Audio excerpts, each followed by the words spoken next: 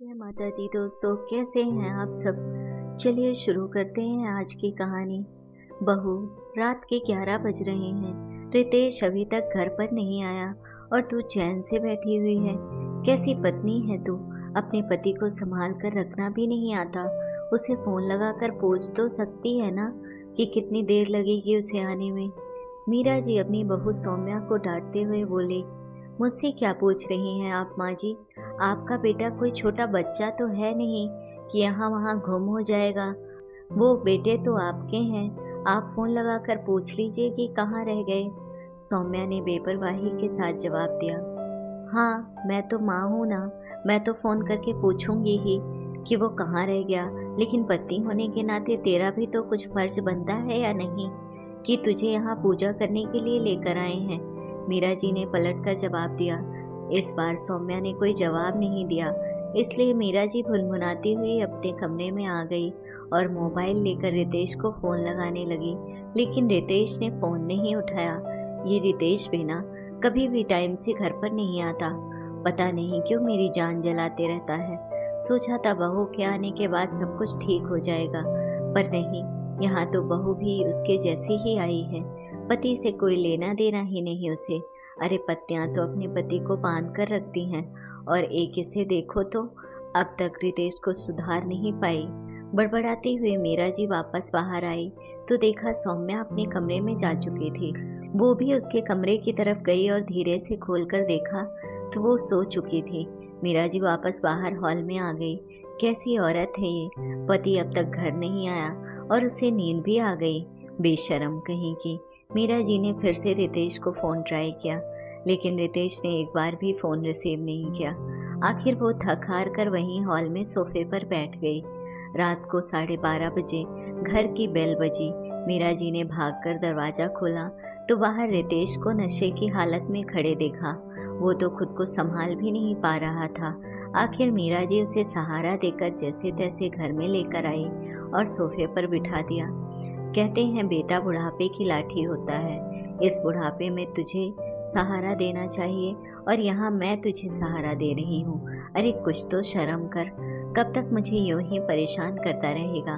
मीरा जी उसे डांटते हुए बोली। लेकिन उसे होश हो तब तो वो जवाब दे।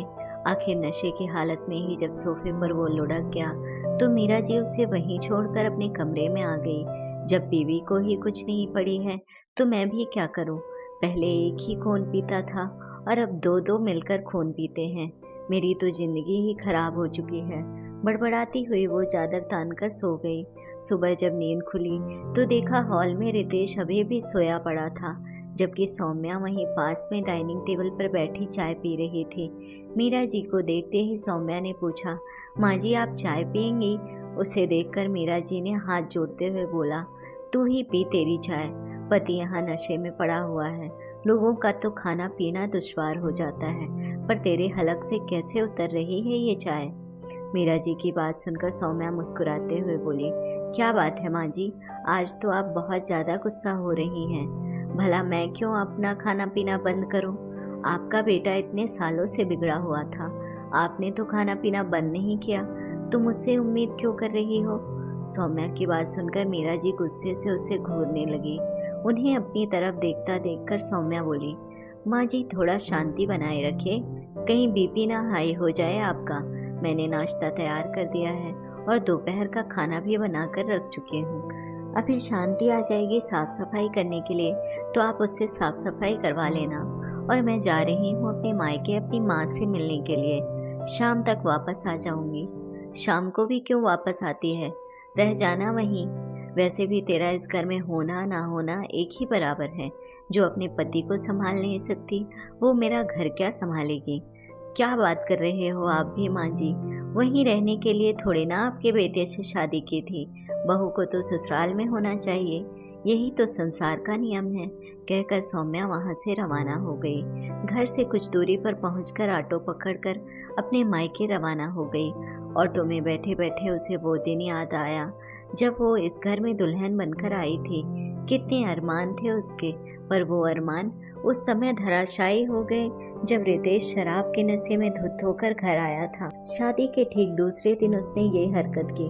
उसने हैरानी से मीरा जी की तरफ देखा तो मीरा जी ने बात संभालते हुए कहा था, अब बहू थोड़ी बहुत तो हर कोई पीता ही है, पर तुम आ गई हो ना, अब तुम संभाल लोगी, इसलिए तो उसकी शादी की है। सावित्री तो अपने पति की जान यमराज से वापस लेकर आ गई थी, तुम्हें तो सिर्फ इसे सुधारना है। मीरा जी की बात सुनकर सौम्या हैरान खड़ी रह गई। मतलब अपने बेटे को सुधारने के लिए उन्होंने उसकी जिंदगी तो दांव पर लगा दी। पूरी रात सौम्या के दिमाग में यही बात चलती रही। दूसरे दिन सौम्या पगफेरे की रस्म के लिए गई तो मायके वालों ने भी यही जवाब दिया, बेटा थोड़ी बहुत तो आजकल हर कोई पीता है, ये तुम पर निर्भर करता है कि तुम उसे कैसे संभालती हो। एक पत्नी चाहे तो क्या नहीं कर सकती, और फिर इसके अलावा कोई कमी तो नहीं है, थोड़ा बहुत एडजस्ट तो सबको करना पड़ता है। पिता तो उसके थे नहीं, माँ ने जरूर इतना कहा, बेटा जैसे भी हो अपना घर संभाल ले, अगर तू छोड़ कर भी आई तो यहाँ तेरे भाई भौजाई रखेंगे, इसकी क्या गारंटी है। जिन्होंने ये जानते हुए तेरी शादी एक शराबी से कर दी, वो तुझे यहाँ रखेंगे इसकी तू उम्मीद मत कर। सौम्या को समझ ही नहीं आया कि वो क्या करे, इसलिए चुपचाप वापस ससुराल आ गई। अब जब भी रितेश शराब पीकर आता तो सौम्या रोती परेशान होती, पर मीरा जी तो चैन की बांसुरी बजा रही होती। आखिर बेटे को बहू के हाथों संभला कर वो बेफिक्र हो चुकी थी। लेकिन अभी 2 महीने पहले रितेश ने शराब के नशे में सौम्या की जमकर पिटाई कर दी, सिर्फ इस कारण कि सौम्या ने उसे शराब पीने से रोका था। मीरा जी ने उसमें भी सौम्या की ही गलती निकाल दी।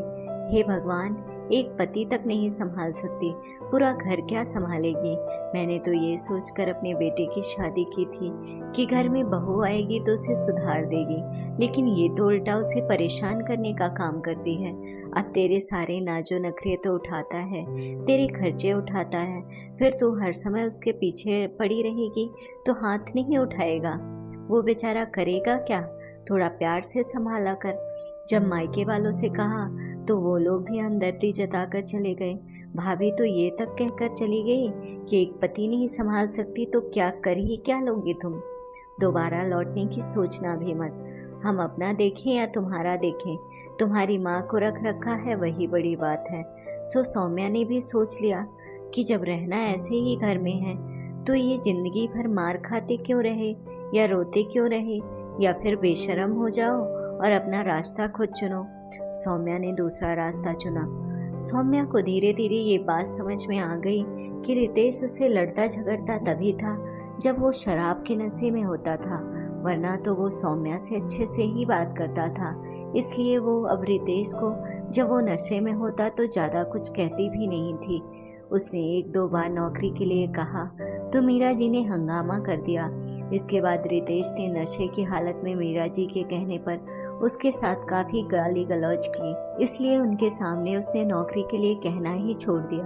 पर उसे नौकरी तो करनी ही थी, पढ़ी लिखी थी वो, आत्मनिर्भर उसे बनना था, पर आखिर बाहर कैसे जाए, इसलिए अक्सर मायके का नाम लेकर निकल जाती थी। अभी 1 सप्ताह पहले इंटरव्यू देकर आई थी, वहाँ से कॉल आया था तो आज वहीं जा रही थी।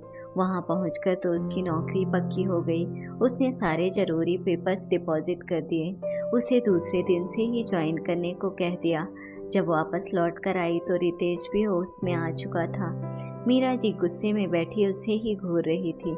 जैसे ही उसने घर के अंदर कदम रखा, मीरा जी बोली, आ गई महारानी अपने मायके वालों से मिलकर। यहाँ सास और पति भूखे बैठे हैं, उससे कोई लेना देना नहीं है, बेशरम कहेंगी। मीरा जी की बात सुनकर सौम्या बोली, कैसी बातें कर रहे हो आप माँ जी, खाना बनाकर तो गई थी आपके लिए, फिर मेरा क्यों इंतज़ार कर रहे थे आप। सौम्या कहाँ गई थी तुम, अभी तुम्हारी मम्मी का फ़ोन आया था, तुम तो मायके पहुँची ही नहीं, अचानक रितेश ने कहा।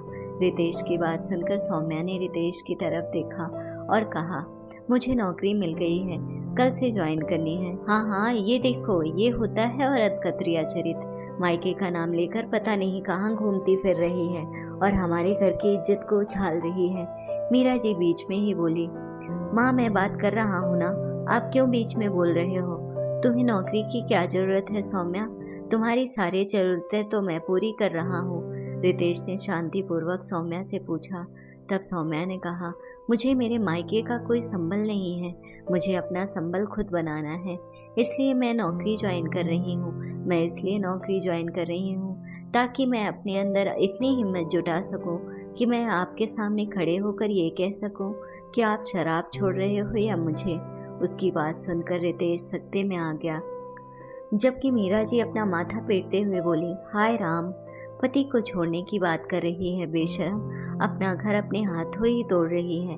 ऐसा नहीं कि पति को सुधारने की कोशिश करे, बल्कि जो है उससे भी बिगाड़ रही है। बस कीजिए माँ जी, बहुत बोल दिया आपने। मैं कोई नशा मुक्ति केंद्र नहीं हूँ, एक इंसान जिसकी अपनी ज़िंदगी है और मुझे अपनी ज़िंदगी के बारे में सोचने का पूरा हक है। पर मैं इस रिश्ते को तोड़ने से पहले इस रिश्ते को एक मौका देना चाहती हूँ। बताइए रितेश जी, आप नशा छोड़ेंगे या फिर पत्नी?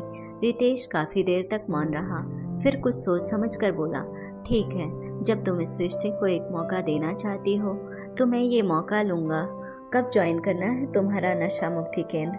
उसकी बात सुनकर जहाँ सौम्या के चेहरे पर मुस्कुराहट आ गई, वहीं मीरा जी बिल्कुल हैरान खड़ी रह गई। उनकी आंखों में से आंसू निकल आए। आखिर इतनी कोशिश, जो काम मीरा जी नहीं कर पाई वो सौम्या ने कर दिया। दूसरे दिन से ही रितेश ने नशा मुक्ति केंद्र ज्वाइन कर लिया और कुछ महीनों की मशक्क़त के बाद उसमें वाकई परिवर्तन हुआ। उसने शराब पीना छोड़ दिया और आज मीरा जी अपनी उसी बेशरम बहू की नज़र उतारती नहीं थकती हैं। अगर आपको ये कहानी अच्छी लगी हो तो अपने दोस्तों के साथ भी शेयर कीजिए और कमेंट में ज़रूर बताइए कि कैसी लगी ये कहानी। और हाँ, चैनल को सब्सक्राइब करना ना भूलें। धन्यवाद।